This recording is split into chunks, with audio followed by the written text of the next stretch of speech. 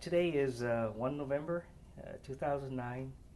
We're at the Hyatt Regency in Houston, Texas. It's 11:40 in the morning. We're interviewing Mr. Bruce Estes. On camera is Lisa Sueki. Audio catalog is Laura Shigemitsu, Russell Nakaishi interviewing, and son Tim Estes is observing. Mr. Estes, could I call you Bruce for the interview? Yes. Is that okay? Thank you. Bruce, could you start off the interview by giving us your full name, when you were born, and where you were born? Bruce Edward Estes. I was born in Atlanta, Georgia, on March the 16th, 1925. While you were in the military or growing up, did you have a nickname? Not that I know of. Let's start the oral history by talking about your family. Can you tell us about your father? Well, he was older than my mother. I think he was about 44 years old. And he was a carpenter, or he did construction work. I think the last job he had was in Richmond, Virginia. And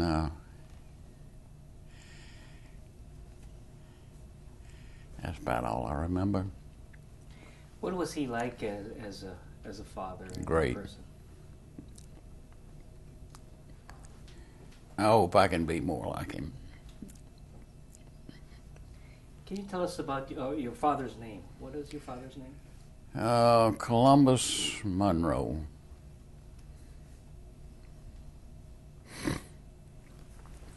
Can you tell us about your mother? She was Maud May Smith.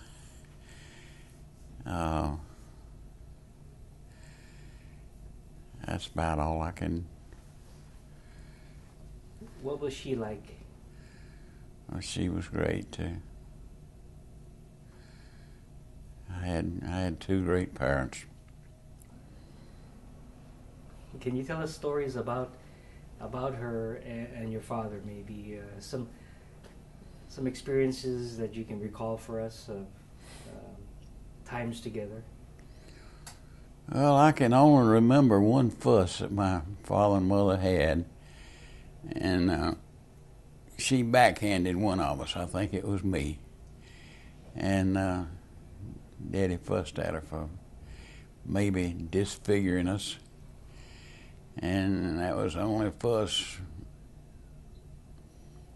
I can remember. Did you have any brothers and sisters? I had one brother and one sister. What are their names? Brother was oldest. He was Charles Marcus. And my sister is still living, Emma Frances Blaylock. Okay. We may have to pause a little bit. You were mentioning right before you broke about your brother and sister. Tell us about home life, life at home when you were young. Well, being I was the youngest, I was probably a spoiled kid. It was great. I don't remember my brother at all. He left early in my childhood. And my sister and I got along real well. What type of home was it that you lived at? What type of Farm. Did you have any chores to do? Oh yes, I kept usually the firewood, which was a constant chore, And that was about all, except for keeping the yards.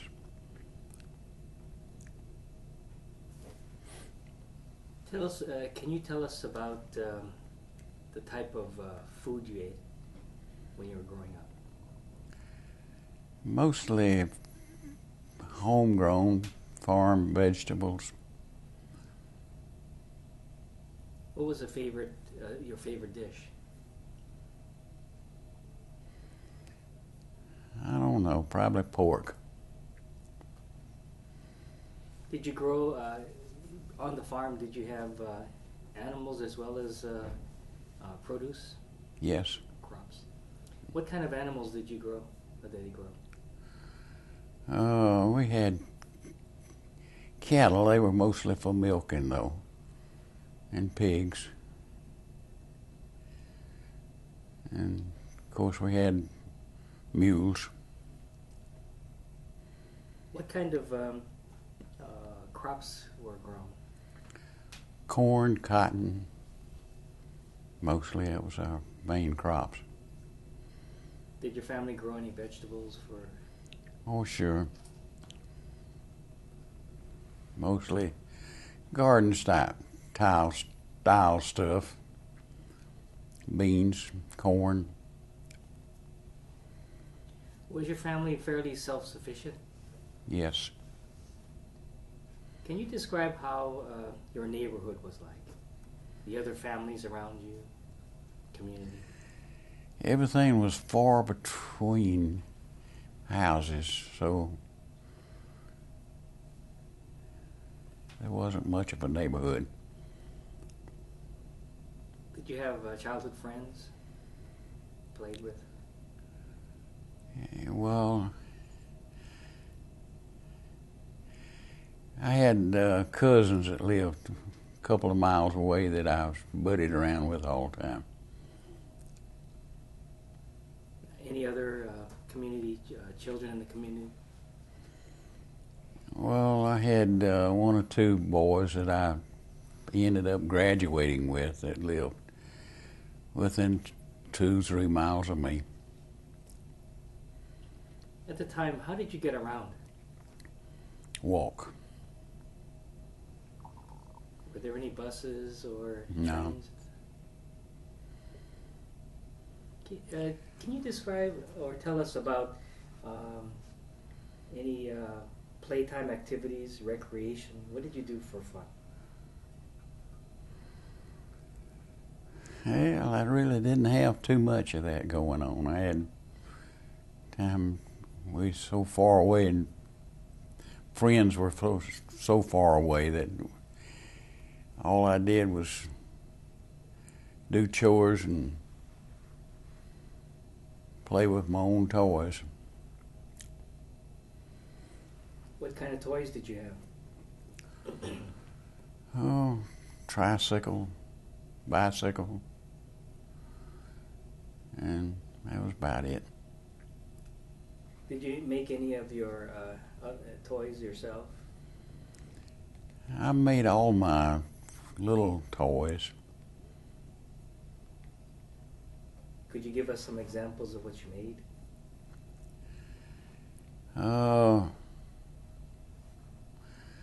Little trucks,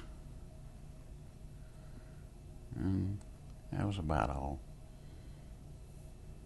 What did you make them? What did you make them out of? Wood. You handy with tools and such? Yeah, my daddy was too. He was a carpenter. Do you still have any of those toys? No.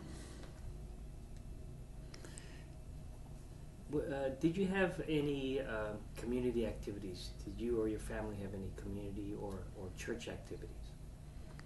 We went to church every Sunday, but outside of that, no other activity. How did your family get around town?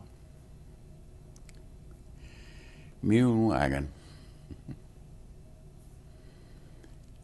Daddy, when we first retired, he had a T-model Ford, but he lost his nerve on that and parked it.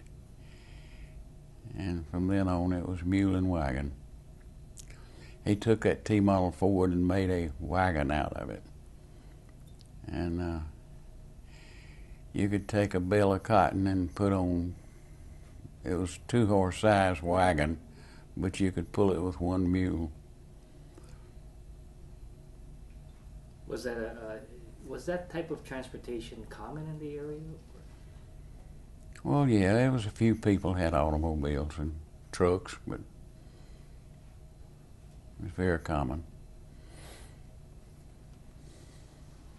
Can you tell us about your childhood education?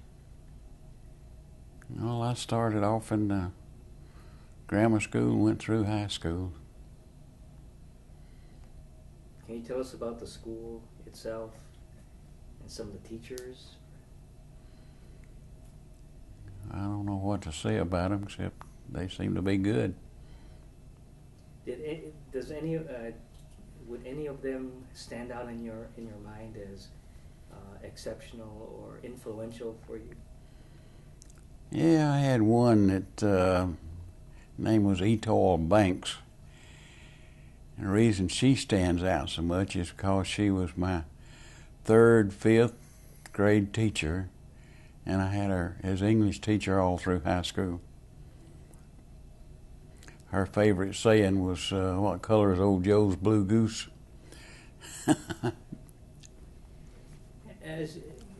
From your family upbringing, what kind of values did your parents give to you or teach you?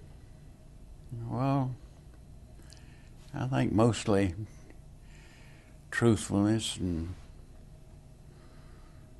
kindness.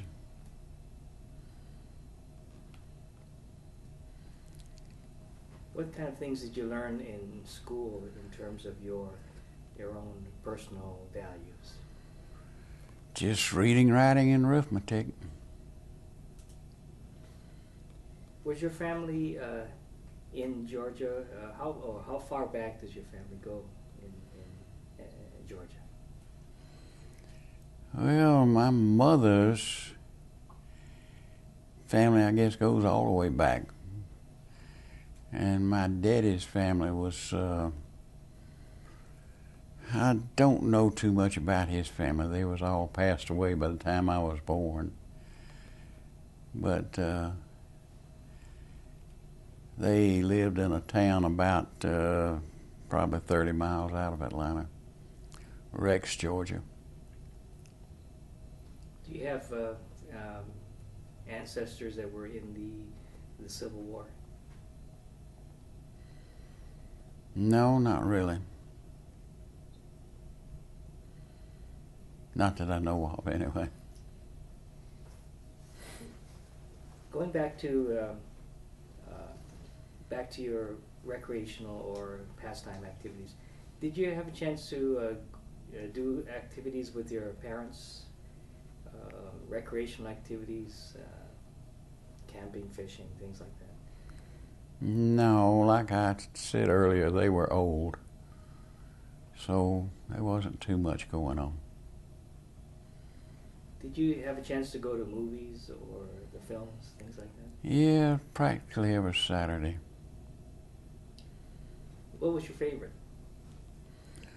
Roy Rogers, and Tom Nixon, and I guess that's it. As growing up in Atlanta, were you in the Atlanta area or outside of Atlanta? Outside. When was the when did you graduate from high school? 1942. Let's step back a couple years. While you're in high school, Pearl Harbor was attacked. Did you have any opinion or reaction to that when that occurred? Well, not a whole lot, because we didn't even have a radio at that time. How did you find out about the war starting? Well, I don't know, probably in school, probably. Did your parents have any reaction to the war starting? No. When you graduated from high school, did you have any desire or thought about the military? No. Any desire to serve? No. How did you and the Army get together? Well, I was the youngest child, I was more or less responsible for my mother and father. And it took all money I made to probably keep them up. And I got kind of tired of it, so I called the Army up and told them I was ready to go in. So they put me on the draft list and they called me up. When did you enter the Army? September the 9th, 42, let's see, 42? Or was it 43? I don't know. When you first entered, where did you go? Where did they send you? Fort McPherson, there in Atlanta. What did you do there? Well, that was just my induction center, and from there they sent me to Texas, Camp Fannin, Texas, which is near Tyler and Kilgore and Fannin. I had my basic training and was shipped out from there. What was your basic training like? How did you adjust to basic training? All right. What was your best experience in basic? Was there any best? I don't know. I can remember it snowed while we were out on bivouac, which was horrible. And outside of that, it was just routine. Was that your worst experience? Yeah. What rating did you get for your marksmanship?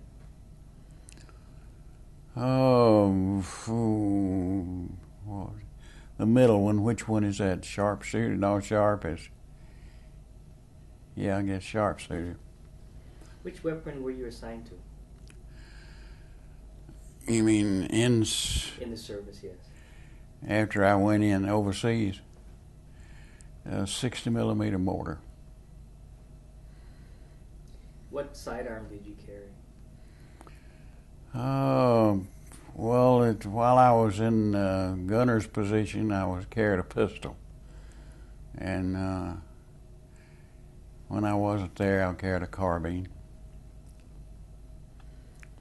What is your opinion about the assignment you got? Did you have any feelings about what job they handed to you? No. How was it? How was it being a mortarman? Well, I went in with a guy that was from Cumming, Georgia. And when they dropped us off the truck, what is about 3-4 trucks of us, they had just pulled off of the Repeater River in the Mount Longo. And there was so many people killed and captured that the company commander said, this is the 1st platoon, 2nd platoon, 3rd platoon, 4th platoon. Said, pick the one you want. So this friend of mine, which his name started with an F and mine with an E, so every time we were called out, we were together. And he wanted to know where I wanted to go, and I said, well, first of all, I don't want a BAR. And he said, well, how about a mortar? And I said, good gosh, they're heavier than BAR. He said, yeah, but you're not right on the front lines. And so I took his advice and went in the mortar section, which probably saved my life because we didn't do combat patrol. And that poor boy's passed away now. And from then on, every time one guy got knocked off or went to the hospital or something, I went up a step. And I started off as first ammunition carrier, and it wasn't long till I made squad leader. And after that, I got to be platoon sergeant. And of course you had the mortars and the machine guns in the platoon. And that's what I was when we went in on the Lost Battalion. While we're on that subject, let's talk about that. Where were you at that time? France. But in relation to the Lost Battalion, where were you? Which battalion were you assigned to? First. C Company, 1st Battalion, 141st Infantry. Can you describe for us what the sequence of events were that led up to you being isolated? How did that occur? Well, we started out on an attack, and we had this old long, tall, slender Texan leading us as battalion commander. And where he is today, I don't know. I don't remember his name. And good thing, I guess. But we kept telling him, I didn't, kept telling him that our flanks weren't keeping up with us. And he kept saying, go, go, go, go, go. So we went till we couldn't go. We had a litter case and 2 being helped back. And they got fired on. They dropped the litter case and the 2 that they were helping and came back. And they sent, we had guys following us with pulling cable. So they stopped and tried to call back, and they couldn't get anybody. So they went back checking to see what was wrong, and somewhere down the line they found, looked like somebody took a hatchet or axe or something and chopped that line about every 6 inches. So they came back, and that's when we knew we were trapped. Do you know what happened to those litters that they dropped? They sent a 36-man patrol out, and we got, 3 people back? And they sent a 50-man patrol out, and we got 2 or 3 back from that. And I don't know what happened to the rest of them. Do you know how many men went in with Charlie Company? Well, Charlie Company, there's supposed to be about 70. I don't know how many we were missing at the time, but that's company strength. Of course, there's a whole battalion went in. How many of your company came back out at the end? I don't rightly know, but practically all of us got back except for just, I'd say, 2 or 3. Once you realized, and the battalion realized you were isolated, what did you have to do next? Well, first thing we were told, we were in wooded, real densely forest area, was to take our mortars and ammunition and bury them, because you can't fire those mortars in the trees. And they positioned us around. Machine guns were up a little further up, and started digging foxholes. And I had me a Ritz-Carlton foxhole by the time I left. It was really nice. And what makes me so mad is, I don't know where it's my age or not, but I can't remember the guy's name that was in the foxhole with me those 10 days.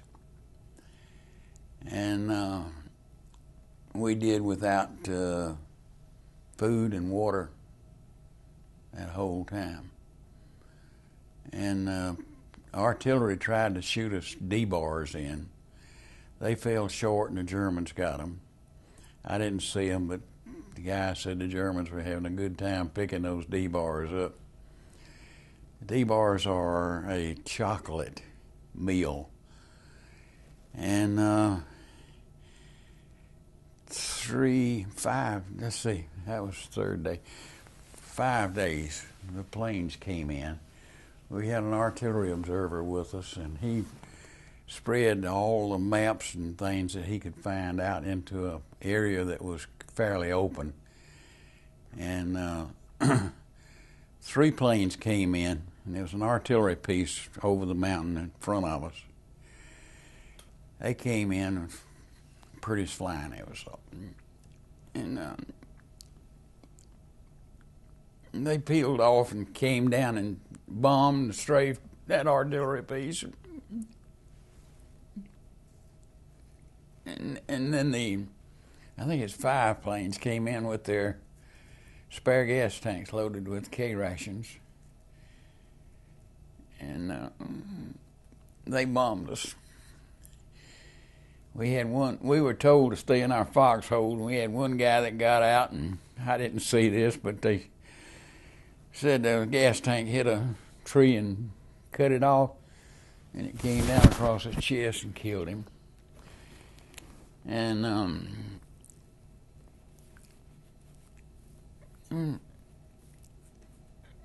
after that, we got those K rations up and divided it out among all of us. And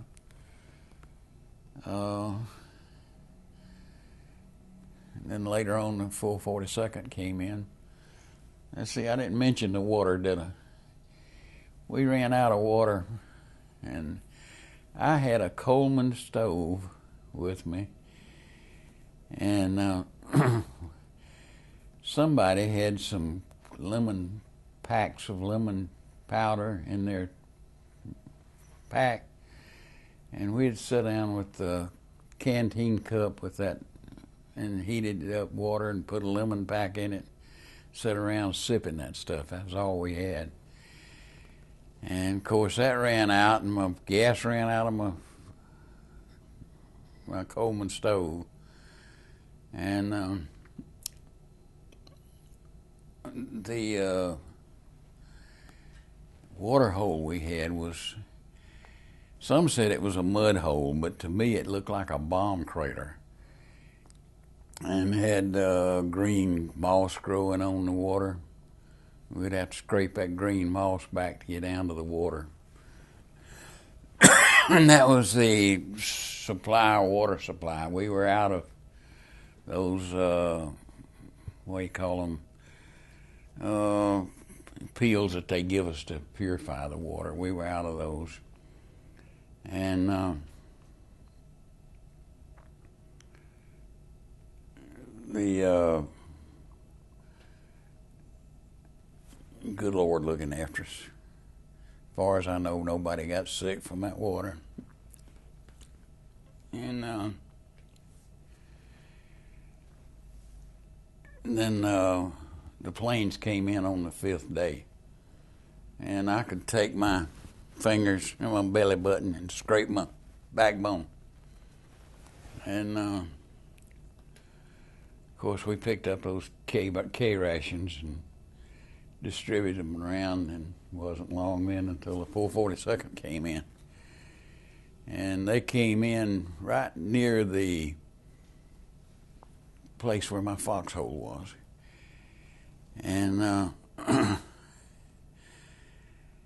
I had one guy, I can't remember names,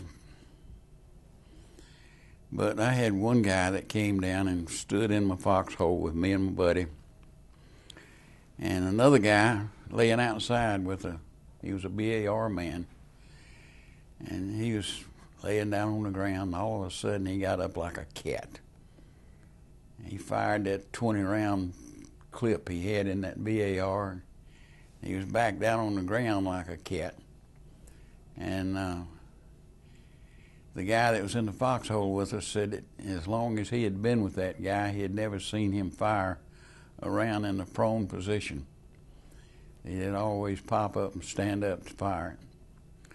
So I wonder if he lived through the war doing that. I don't know. Anyway, that was the extent of it mostly. What was your first reaction when you saw the 442nd come in? Oh gosh, a relief. Of course, somebody else saw them first, so we knew we were not invaded by foreign troops.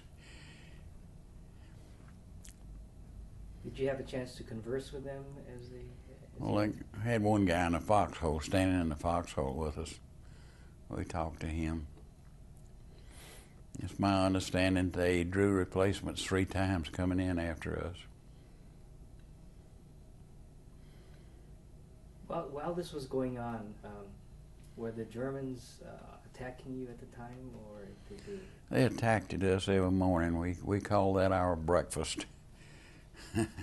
They came in every morning firing at us, and of course we killed and captured some of their machine guns.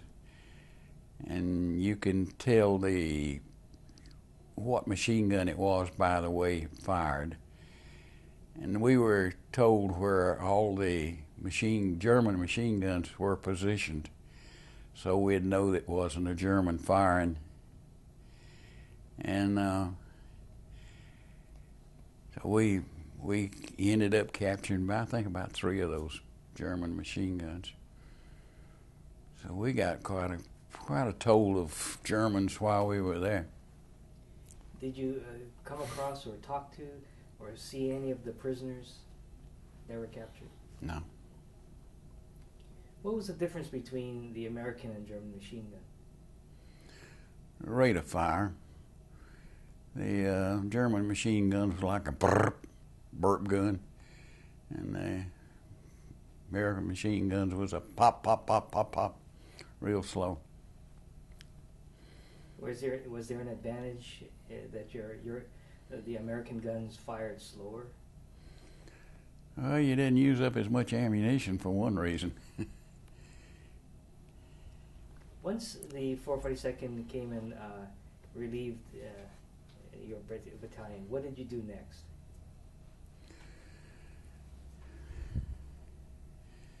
Gosh, I don't know. The rest of that's kind of blank.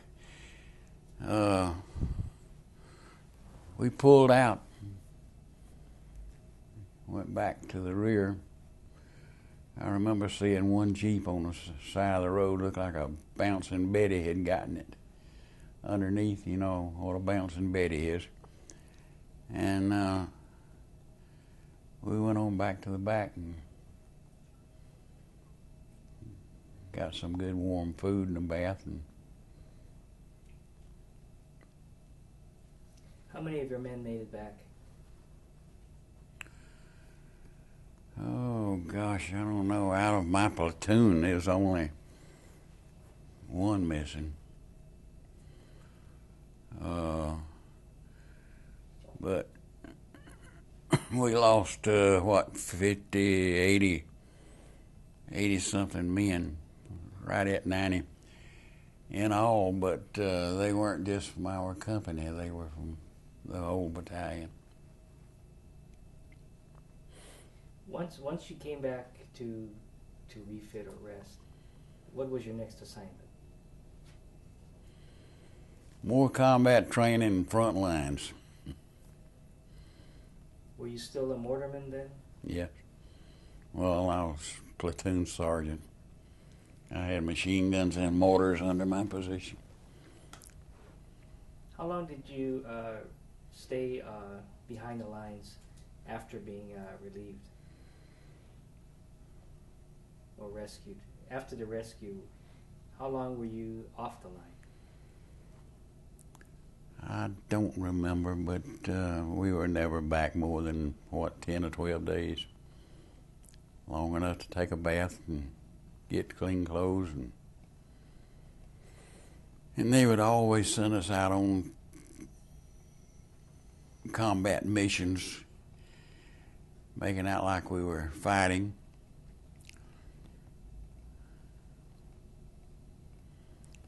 So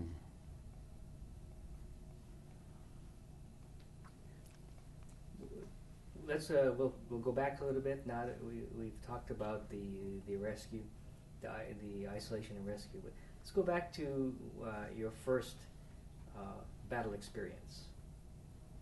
What was your first battle experience? it was in Italy.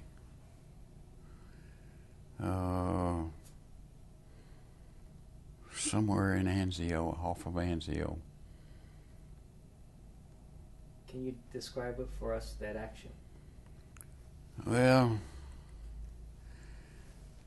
we were going across this field. It was a grape vineyard, and artillery began to come in on us. And I fell down in a furrow between grape vineyard roads. And after that was over, we got up and started fighting ourselves. And I remember the first casualty I saw was a guy got hit and his helmet got a bullet hit. He got to put his helmet in a spin, and those clips in the held the headband in looked like it just scalped him around. That was my first casualty I saw. Of course, I had a platoon sergeant that was, his name was Burton. I don't remember. But he always got malaria fever when we got into a tough battle or even started into one. And I had heard that you could put a blotter in your shoe and it would cause you to run a fever. And I don't know whether that guy was doing something like that or not, but he always managed to get out of action. He didn't make the beachhead of southern France with us. We kept saying, wondering what happened to him. All of a sudden he comes walking up with his clothes on. Here we are standing with full field packs on, ready to go over the side of the ship, and he's going back to the aid station. And that's when you took over the platoon. Yeah. Can you describe for us technically how did you put the mortar into action? Well, according to what kind of action you were going into, if it was just a casual going in, the assistant gunner would carry the base plate and sights, and the gunner would take the mortar. And he'd go in and drop the base plate, and you'd set the mortar on the base plates. And you had sights that you sighted on a stick instead of on the target. And the observer would get out in front of you and find the target and give you the yardage and look through his glasses and give you the readings on his glasses. And they would, you'd sight this mortar in on a stick and fire around. And he'd give you the range, and you had little charges on the fins of the shell, and you'd look on your chart and see how many it'd take off. Anyway, you'd fire at that target until you got the range and everything. and you may set up 3, 4, 5 targets, sticks, and when he called for action, he would tell you where it was. You would sight in on that stick, and then he'd give you the deflection and all that, and you moved your gun accordingly to what he read you on that. You'd sight at that stick, and that's what you shot at. How would you load the weapon and fire it? You just dropped it in the, it was a tube like. Just drop it in there, and the bottom of the shell had a shotgun shell in it, and it'd fire it. How accurate did you get yourself, your mortar team? How accurate did you get? Oh, mortar was fairly accurate after you once got it zeroed in. What was the first time that you had to fire that mortar in combat?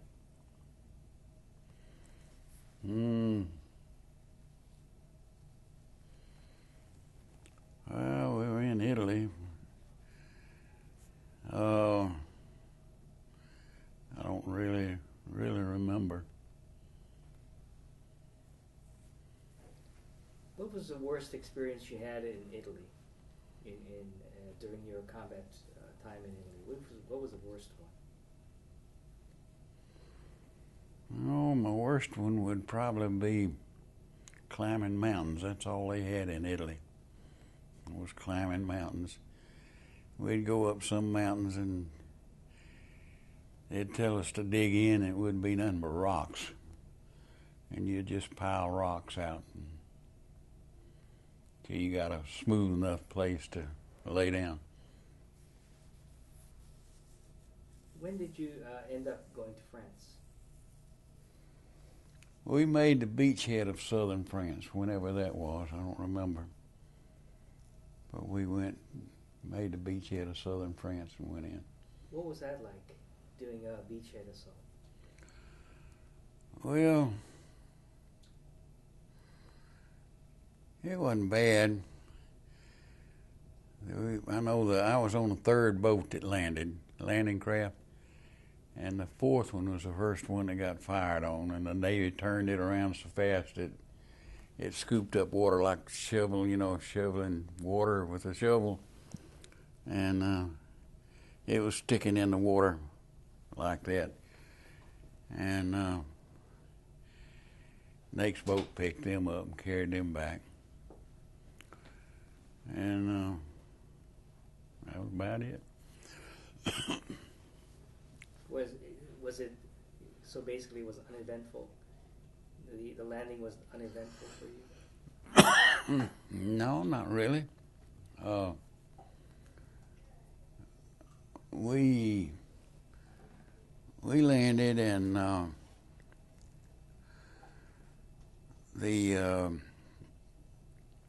it was on an 80-yard beach, inlet. So a small boat harbor is what it was. And they had 3 pill boxes on either side. And those 3 pill boxes was firing at us. And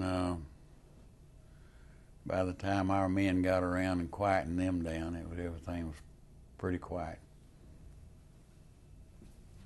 When you got to, or during your time in Europe, did you ever, before the rescue of the Lost Battalion, did you ever come across any of the Japanese-American soldiers? No. Did you ever hear that they were in the army at the time? Did you hear about them? Well, vaguely, yes. Most of all our knowledge was through the Stars and Stripes.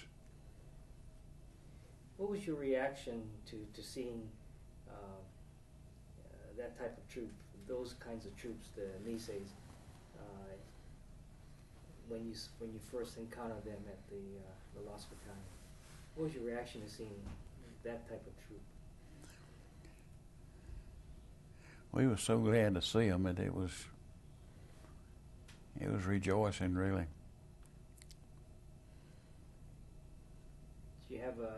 surprised to see that they were Japanese Americans, or did it matter at all? Well, not really, because I had heard of them. And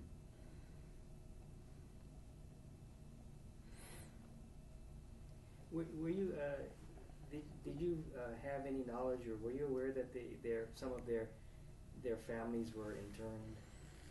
just what I read through in the Stars and Stripes at all. Do you have any reaction to that after the rescue? Did you have any opinion or thoughts about how their families were treated? No, but I had one write-up in the Stars and Stripes about this guy that was talking about Japanese and all that, and he said that any country that would disown them as citizens, that he was ashamed to fight for them. So, I mean, they got some good reviews. What was it like to be in the Vosges? Can you describe what the climate was like, what the environment was like, just to get a feeling of how it was? Well, the climate was fairly good. I don't know. We stayed down there foxhole pretty much all the time. Improving it, we had a Ritz-Carlton foxhole by the time we got out of there. What did you do to make it become a Ritz-Carlton? Well, just we cut small trees down and covered most of the foxhole over, and put dirt on top of that, and then leaves and to camouflage it. And we had steps going down into the foxhole. We could stand up and walk around in the foxhole. We had little cubby holes dug in the walls that put things. And by the time we left, and so it was pretty comfortable living in a. Considering the conditions overall. Have you ever had a chance to go back to Europe since the war? I've been to Europe, but not there. I was in the Pioneers, the telephone company, and we did a lot of Santa Claus work every Christmas.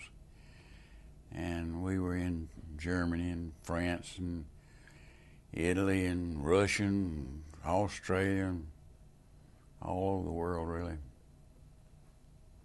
Did you ever have a chance to go to the Italian battlefields that you were at? The what? The battlefields in Italy. Did you ever see that again? No.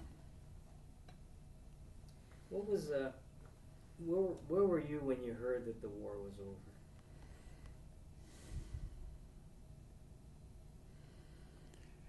I was in Austria.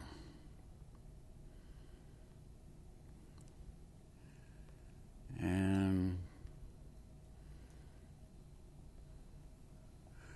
we were capturing Germans, and we had captured so many we didn't have room to take them back. Didn't have men to take them back. We just put them in the road and point to where they're supposed to go, and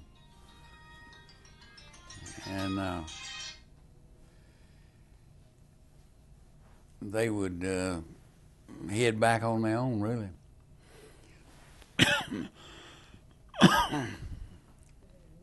Do you have a recollection or any kind of thought about the German soldier when you saw them in person? What do you think about them? Well, according to what I had been in earlier, I mean, you wanted to walk up to them, belt them one. But ordinarily, we were fairly friendly with them. Those that surrendered and those you saw, what kind of caliber of soldier were they? most of them were kids. And a lot of them you'd see would have stripes torn off their uniforms. You'd know that they were SS. And we tried to give them a hard time. How did they react to you as an American soldier? They were real cooperative on anything we wanted them to do. How were the SS soldiers' reaction to the Americans? They were the same way. During the last part of the war, where were you in the 36th Division in the last 3-4 months of the war? Austria. How did you get from France to Austria? Boot leather. Shoe leather. Now we came up and went around Switzerland, back down into Austria. You mentioned an interesting thing, boot leather, getting there on foot. How well was your supply, American uniform or equipment supply? How well was that? It was real good, except for the Lost Battalion deal. We didn't get any supplies going in for a long time, but once they could get to us, we got them. Whenever you lost something, you got a new one? Mm-hmm. As compared to the enemy. Right. How did you feel when you found out the war was over? Ready to come home. How long after that did it take for you to go home? Oh, let's see. What month was the war over?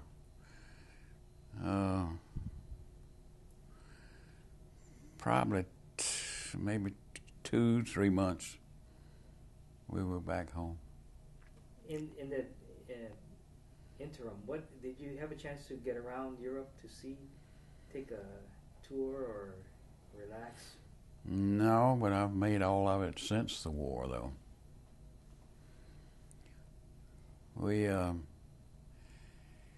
They sent us into a camp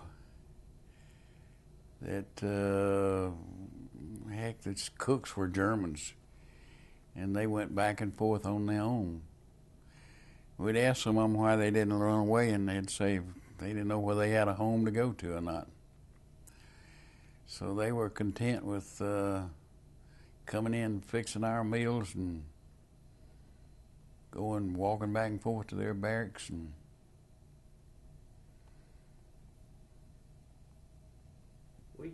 were you involved in the, as we talked to one of the veterans, capture of Hermann Göring? No. How did you get back home? Ship. What was that like? Well, have you ever ridden on a troop transport? It's crowded. Crowded with some joker. I know the ship we had was stand up to eat. And they had these narrow tables go down. Just some joker up here would get through eating, or maybe if he wasn't through eating, he'd turn his tray loose and ship would roll over, and here he'd come sliding down, knocking everybody else off. Did you fare pretty well going through on the ship? Going over. Yeah, we did good. We was on a troop transport, and it trains changed directions every few minutes, zigzagged across. We didn't have a bit of trouble at all. Did you get any seasickness going or coming? Not really. I did coming back, because I had, we were in, part of the way we were in Liberty ships, Victory ships, and they rolled and rocked quite a bit. And I got a little seasick then. While you were overseas, did you write home? Yes. Did they write back? Yeah. What kind of things did you write to them about? Well, just mostly about how I felt, and you couldn't tell where you were and nothing like that. Did they? What did they write back to you about? Gosh, I don't know, about all the family, mostly. I mentioned my mother and daddy were old, and I tried to communicate with them when I was in Virginia fixing to ship out. And my mother had a sister that lived in Newport News, and I knew she was in Atlanta or Douglasville at that time, and I wrote that I saw her. And I started one of the worst things I guess you could ever start. My mother wondering how I could see her, and she was in Douglasville. But I never did get that straightened out until after the war was over. Did she remember that all the way through, waiting to ask you? Yeah. How did you eventually clear that up? Well, telling them that I couldn't tell where I was, and I was trying to tell them something that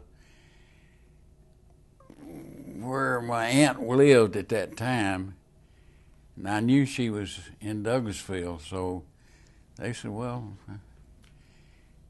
he's in Virginia now, but they didn't take it like that.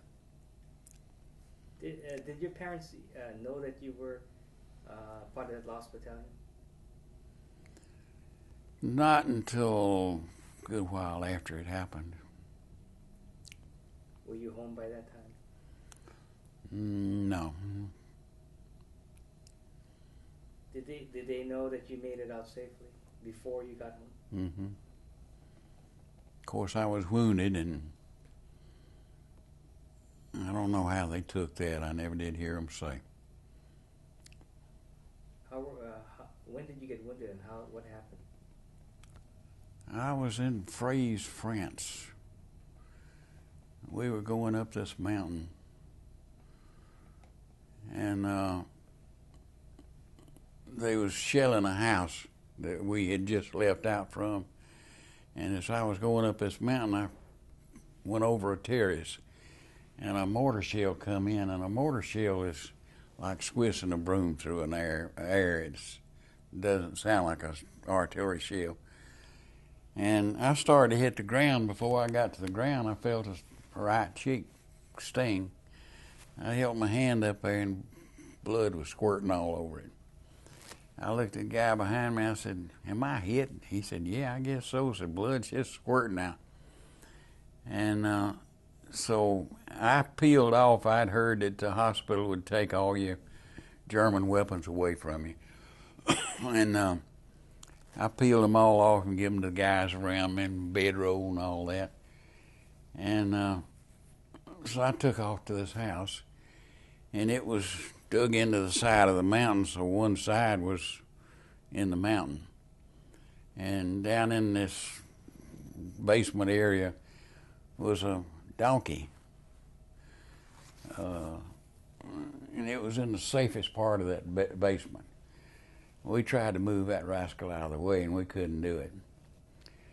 So finally, some officer said, some of you fellows that's wounded, not wounded bad, said, you can see the aid station back there. Says, why don't you go on back and make room for other people to come in the safe area? So I think I was the only one that decided I'd go back to that, because shells were coming in. And they were landing on both sides of the street. And he took a first aid kit and put it on my jaw and tied it back in the back. So it was strings, I guess that long, sticking out behind me. And I went out and headed towards the first aid station. I hit steps of that first aid station. The guy said, "Good Lord," said, "we didn't know what in the world that was. At all we could see was a white streak." And so I went on from there. They sent me to a field hospital, and they put some black salve or something on me. And from there, they sent me to evacuation hospital. And nothing was ever done to me. They took x-rays, and I heard 3 doctors come by. I heard one of them say it'd be a major operation. And I said, "Oh boy, I can get to go home on this." So I got to begging for them to take it out, and this guy sat down like a daddy and told me that it'd be a major operation. It was such a small piece. And he said, "You're lucky that it didn't hit a nerve in your face." And said, "If we go in there and go to digging around for it, said we might cut a nerve and paralyze that side of your face."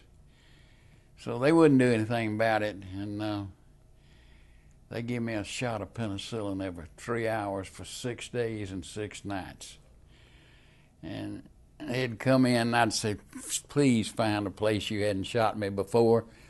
And they'd give me a shot, and finally, when I got through taking shots, they put me on detail to take out wounded to the ambulance to ship back to the States. And time to go.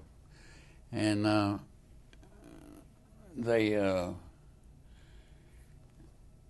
while I was doing that, they got me ready to go, and they sent me back to my unit. You received the Purple Heart for that? Mm-hmm. You know what, we need to... Let's cut. Yeah. Well, we did. Rolling. Well, we finished the last tape by you talking about your wound. What happened to the wound eventually? Oh, it healed up. I mean, it's just a small hole, and it healed up eventually. Of course, I had to go to the hospital and take those penicillin shots and wait till the swelling went down. Did they eventually remove the shrapnel? No, it's still there. Let's talk about your return home trip. I think we were talking about that first. Getting back to the States, where did you debark? Or where did you land? It had an American name, but I forget the name of it. It was in France, and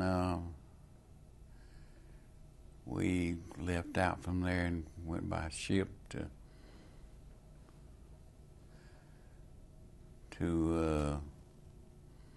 where Newport News. When you got back to the States, what was your feeling? Oh, great. We talked about your homecoming. Do you have anything more you'd like to add to when you got home and saw your parents? No, not really. Once you got home and you were done with the military, what did you do with your life at that point? Well, I started looking for a job, and I had a hard time finding one at that time.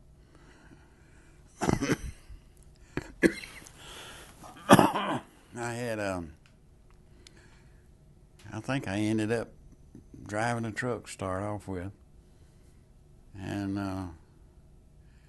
then later on got with a phone company and went to work with them. How did you meet your wife? My first wife was,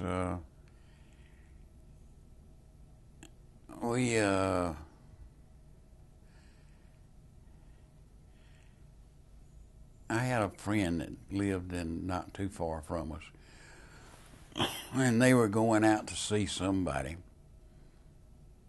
and they said at that time I had broken up with my girlfriend, And they said, well, good. Said, we know a girl that's just broke up with her boyfriend. Said, I want you to meet her. So it turned out it was a cousin to this woman that I was going out with, her and her husband. And so they carried me out, and we met up with my then to be my wife, and we hit it off. And wasn't long till we got married and had 2 great children, which one of them sitting over there now.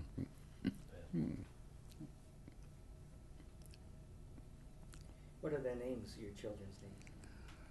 The girl's name's Rebecca Sue, and the boy's name's Timothy Bruce. And your wife's name?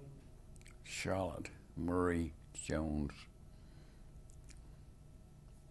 You mentioned that was your first wife? Mm-hmm.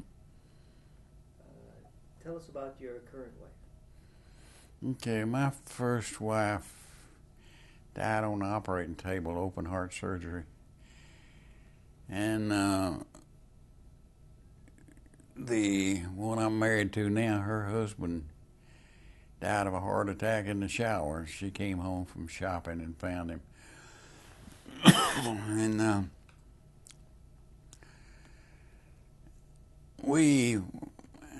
before my first wife passed away, I bought a motor home. And we had made a couple of trips out west.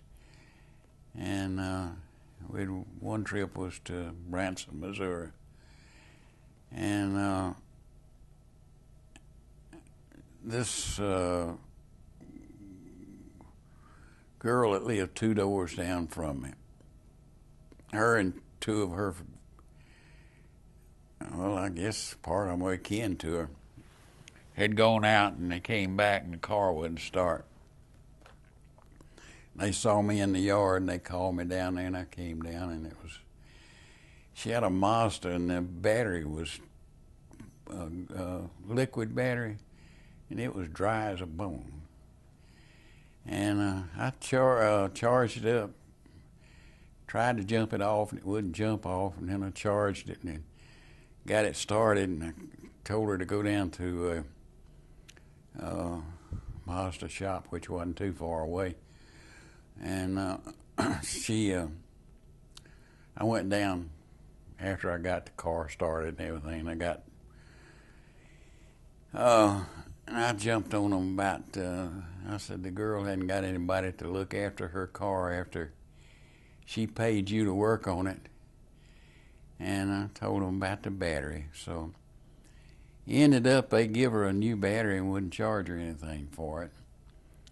So after it was all over, they decided they wanted to do something for me, for helping them out. So they decided to take me out to Pilgrims, which was a steak place. And they invited my present wife to go with us. So we got to talking about different things, and I told them about my trip to Branson, Missouri. And oh man, we want to go. And I said, look, I got this motor home sitting up here at my house. And I said, I won't be going out in it by myself. I said, y'all come up and look, see what kind of privacy you got in it, and we'll just all get together and go. So that's what we did. We got up and all pitched in. Somebody said it was $200 a piece, but I thought it was $100. And took off. They invited my present wife to go with us. And we stayed in Branson, well, about close to a week. We saw about 7 movies, 7 shows, and then we pulled up stakes and went to Eureka Springs, Arkansas, and saw 2 shows. One of them was Anita Bryant, and I think it was an Alabama show. And Nita Bryant was real disappointing because at that time, that's when she had that gay rights trouble. She sat down on the steps of the stage and told all about that gay rights stuff. Me sitting there paying for it. And I'd already heard it, you know. So we came back, and on the way back, I asked my present wife if she'd go to church with me that Sunday. She said, no, we plan to go to Florida. I said, I'll go when I come back. So I made a date with her when she got back, and we went to church, and 3 months' time, we got married. Do you have any grandchildren? Well, yes. My daughter's got one boy, and he's got 3 boys. And my daughter's boy's got two which are great-grandchildren of mine. And his boys, 2 of them's got 2 each, and another one on the way. They all boys. And my girl's got a boy and a girl. And he's got, one of his is pregnant again, and she's got a girl on the way, so. Have you had a chance to, as your children are growing up, to tell them about your wartime experience? Nah, I don't talk that much about it, do I, Tim? No. Did any of your grandchildren show an interest? My first one did. He was in a military high school, and he was real interested. And in fact, he's got all my medals now. And he was really interested in World War II. What awards and decorations did you receive in the military? Bronze Star, a cluster. Can you move your hand? You're covering the microphone. Thanks. Bronze Star, cluster, and Silver Star, Purple Heart. I don't know what combat medals, European.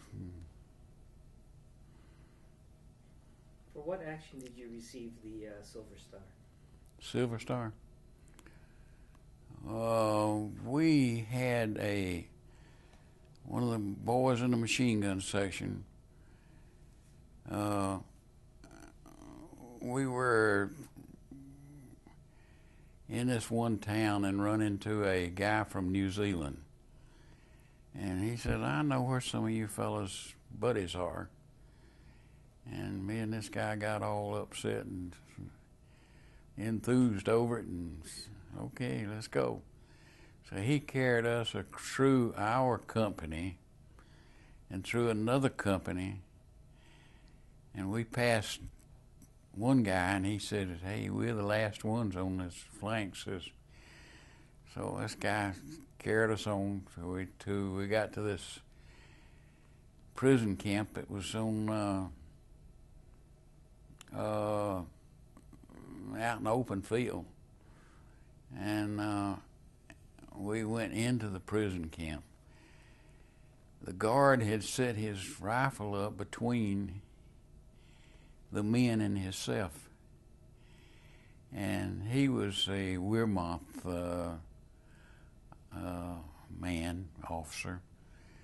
And the SS troops was going through that town that he lived in, and he was afraid for his wife. So he wanted to get back to them, and those guys talked us into turning them loose. We turned him loose, and right after that, we got the heck kicked out of us, and we wondered if that guy was responsible. But anyway, we got back and brought the first guy that saw us. I think it was an Italian guy, said, hey, fellas, here's some of your buddies. They looked up and saw us, and the first guy that said anything says, you want something to drink? So we carried them back and rode up for it and got the Silver Star. For what action did you receive the Bronze Star?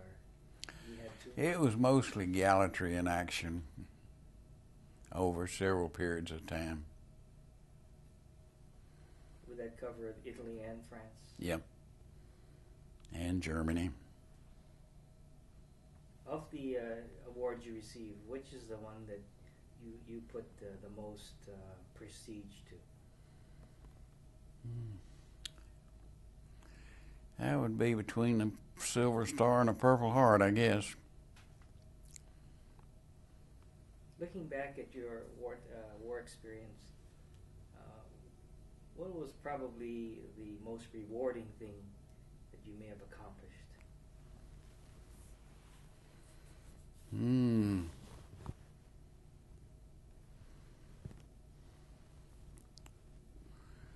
I can't think of one right now. Do you have any experience or thoughts that you would share with us about World War II and your experience that you'd like the future generation to know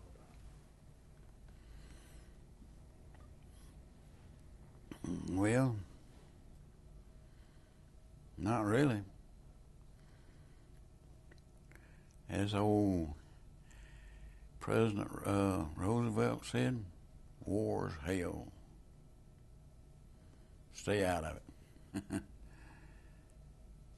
You have an opportunity to speak to your great-grandchildren and their children in the future using this videotape.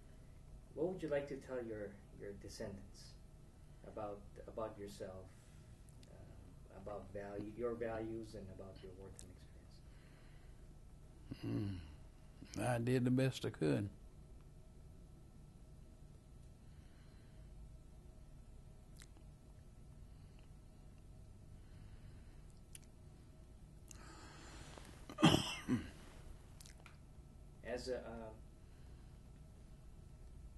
Now that you've gone through an oral history interview, would you recommend this, the oral history interview, to other veterans? Yeah. If there are veterans that were reluctant, what would you tell them to encourage them to do one?